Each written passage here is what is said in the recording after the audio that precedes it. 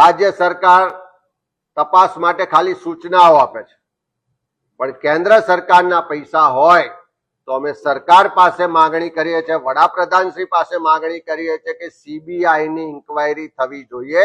આ ગુજરાતમાં મનરેગાનું 10,000 કરોડ કરતા વધારે મોટું કૌભાંડ છેલ્લા 10 વર્ષમાં આચરવામાં આવ્યું છે. એક વ્યવસ્થિત રેકેટ ચાલે છે જેમાં પંચાયત થી લઈને સરકાર સુધીના લોકો ઇન્વોલ્વ છે. ત્યારે આ ભ્રષ્ટાચારીઓ લૂંટ ચલાવી રહ્યા છે, એને અટકાવવા માટે સીબીઆઈની ઇન્કવાયરી કરવામાં આવે. અને ખાસ કરીને આ જાંબુઘોડા તાલુકા પંચમહાલ જિલ્લાની જે હકીકતો આપી છે એની આજ દિન સુધી તપાસ માટેના કોઈ ઓર્ડર પણ નથી થયા. એના માટે એસઆઈટી પણ બનાવવામાં નથી આવી. તો એસઆઈટી બનાવીને આ જે ફરિયાદો મળી છે એની તપાસ પણ કરવામાં આવે. અમે સરકારને ઘણી બધી રજૂઆતો લેખિતમાં પુરાવા સાથે મોકલી છે. જેમ પંચમહાલ જિલ્લાની જાંબુઘોડા હોય, શેરા હોય, મોરવા હડપની રજૂઆતો મોકલી છે.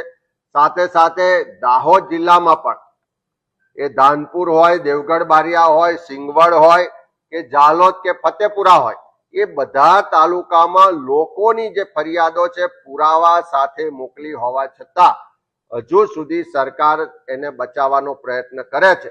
તો ઓપરેશન ગંગાજળની વાતો કરવા વાળી સરકારને પણ મારે કહેવું છે કે પ્રજાના પૈસાની લૂંટ ચાલતી હોય અને મુખ્યમંત્રી શ્રી એના માટે જો એક્ટિવલી તપાસ કરીને સજા કરાવવા માટે મક્કમ ના દેખાતા હોય તો હું માનું છું કે જે મનસુખભાઈ કહે છે કે તલાટીથી લઈને મંત્રી સુધીના લોકોની આમાં સામેલગીરી છે એ સ્પષ્ટપણે સાબિત થતી હોય એવી દેખાય છે.